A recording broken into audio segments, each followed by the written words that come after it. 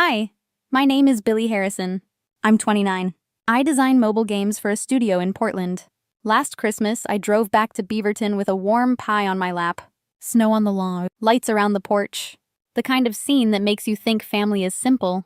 I walked up the steps, pie in my hands. Before I could knock, my dad opened the door. He didn't smile. He didn't move aside. He just said, "We don't want to see your face." Behind him, my younger brother Colby leaned on the hallway wall, arms crossed, smirk ready, like he'd been waiting to watch me get pushed out. I stood there, cold air on my back, warm pie in my hands. Then I smiled. Small. Quiet. The kind you use when something breaks in a clean line. "Okay," I said. And I walked back to my Civic. That night, while I ate grocery store dinner alone, my phone exploded. Missed calls, voicemails, texts from numbers I didn't save. And that's when I realized this wasn't a bad Christmas. It was the beginning of the real story. The part where 3 years of secrets finally surfaced. And someone was about to learn what happens when you push the quiet one too far. Before I go on, tell me where you're watching from. Echoes of Life wants to know who's sitting with us tonight. Growing up, we never had much. A cold rental. A furnace that worked when it felt like it. Mom did retail at Target. Dad worked warehouse shifts until he blew out his knee. After that, he stayed home on disability and daytime TV. Colby was the golden one, my younger brother. 1 semester at community college, then dropped out. Decided he was building a brand. Gym selfies, motivational quotes, 47 followers. Half were bots, 2 were family. I got out the hard way. Scholarships, student loans, part-time jobs that ate every weekend. Then I graduated. Landed my first game design job. Mom cried. Colby asked for concert money because his deposit got delayed. It wasn't delayed. He blew it partying. That's how it started. Little asks, reasonable asks. Things anyone would cover just once. Groceries, electric bills, car repairs, missed payments, streaming subscriptions they added without asking. I told myself it was temporary, that they'd get back on their feet, that good daughters don't keep score. But I did keep score. Quietly. A spreadsheet hidden in my notes app. 3 years later, the numbers were brutal. Bills I paid, insurance I covered, utilities I rescued, subscriptions I funded, random emergencies that became routine. It averaged $1,500 a month, every month. For 3 adults who refused to budget, I wasn't helping anymore. I was funding their lifestyle, while my own savings stayed thin. The worst part wasn't the money. It was the entitlement. How thank you became about time. How can you help became why isn't it here? And I told myself nothing would change. Until one moment did. And it came wrapped in spiderweb cracks and orange Cheeto dust. The breaking point didn't arrive like an explosion. It arrived as a cracked screen. My cracked screen. I had spent 8 months saving for that machine. Custom build. Ryzen chip. RTX card. A keyboard that felt like butter. My pride. My tool. My escape. One Friday, Colby asked to borrow it. Said he needed it for freelance logo work. Said it was urgent. Said it would be a weekend. He returned it 3 weeks later. The screen was shattered. A spiderweb of dead pixels. The USB port hung crooked. The spacebar was fused with grime. And the keyboard was dusted in bright orange. Cheetos. Of course it was Cheetos. "What happened?" I asked. He shrugged. Actual shrug. "Accidents happen," he said. Then he added, "You can replace it. You make good money." Something inside me froze. Not rage. Not hurt. Clarity. Sharp, steady clarity. I told him to leave. He called me dramatic. Then he called me selfish. Then he slammed my door. I stared at that laptop for a long time. At the damage. At the casual disrespect. At the line he finally crossed. And that night, I stopped replying to money texts. Stopped rescuing unpaid bills. Stopped covering mistakes disguised as emergencies. They noticed fast. Mom said I was distant. Dad said I was forgetting where I came from. Colby posted vague quotes about fake people. But nothing compared to the ask that came next. Late October, near midnight. I was debugging a holiday event animation. Colby called. He said he needed help again. His landlord was being unfair. He hadn't paid rent for 2 months. He needed a cosigner for a new place. Just 6 months until he rebuilt his credit. I asked how much he owed. He dodged the answer. Finally admitted the truth. 2 months behind. Facing eviction. Still somehow the victim. I told him no.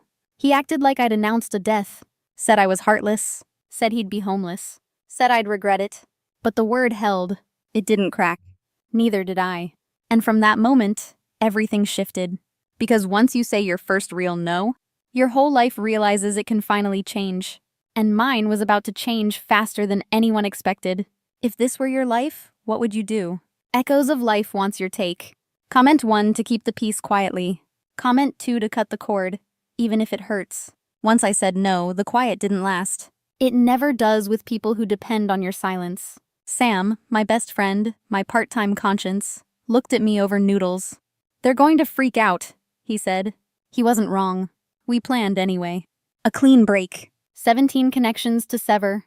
Yes, 17. Phone lines, insurance, autopay, streaming, credit card access. Years of little strings I kept pretending weren't chains. Monday at lunch, I started cutting. Sitting in my Civic, sandwich in one hand, phone in the other. First card. Removed all authorized users. New number issued. Every saved payment they relied on, gone. Then Verizon. 3 lines under my name. 1 belonged to Colby. Cut. Another belonged to Mom. Cut. Dad's had international calling somehow. Cut. Passwords next. Netflix, Hulu, Disney, Spotify, YouTube. Log out all devices. Done. Insurance. Called the rep. Removed Colby from my policy. She actually laughed. "Your rate drops $92 a month," she said. 92. Utilities were last. Just removed my card. No anger.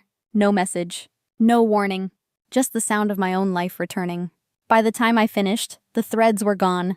All of them. Mom called first. Her voice shook.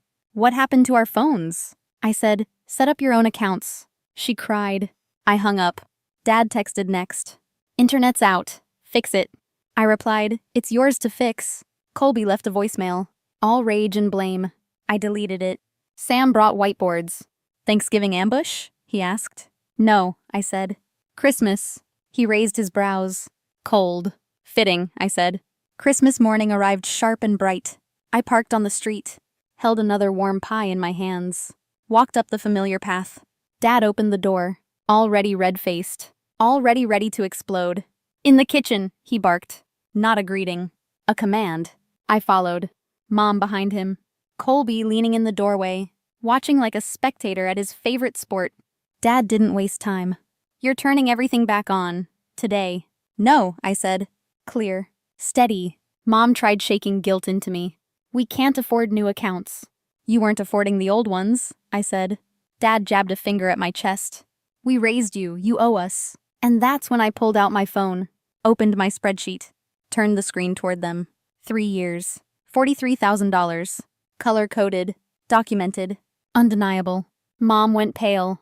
Dad sputtered. Colby swore under his breath. I set the phone down gently. "I'm not paying anymore," I said. "Not today. Not ever." And that's when Christmas truly detonated. When Christmas blew up, I thought that was the peak. It wasn't. Not even close. The week after, my phone stayed quiet. Too quiet. Sam said the silence was a setup. He was right. It started with a fraud alert. A random Tuesday. I was debugging snowflakes for a winter patch. My bank pinged me. Suspicious activity detected. Someone tried my canceled card. Gas station. Grocery store. Gaming shop. All in Beaverton. All near my parents' house. My stomach dropped. I checked my actual account. $4,000 yesterday. 83 today. Gone. 6 ATM withdrawals. Back to back. Daily max. Whoever did it had my PIN. And then it clicked. Last year, Colby borrowed my car. My wallet stayed in the console. 6 hours alone.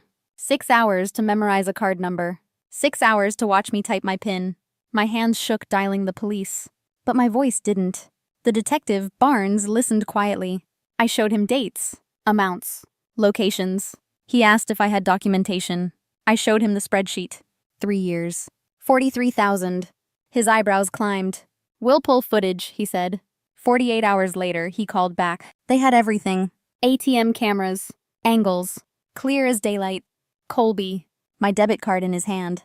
Looking straight at the camera. No mask. No hesitation. Just entitlement. He denied it at first. Then changed his story. Said I gave permission. Said it was a loan. Barnes didn't buy a word. Mom called that night. "Honey, the police came. What did you do?" I said, reported a crime. She whispered, you'll ruin his life. I said, he ruined mine first. Then I blocked the number. Dad left 3 voicemails. All threats. All useless.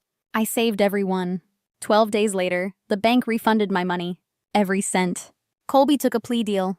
2 years probation. Restitution. Community service. No jail. Not yet. He posted online about being betrayed. Relatives acted shocked. Sam wanted to reply with receipts. I told him to let it rot. Then a letter came. My parents' handwriting. An itemized bill. $9,000. Legal fees. Bail. Expenses for supporting Colby.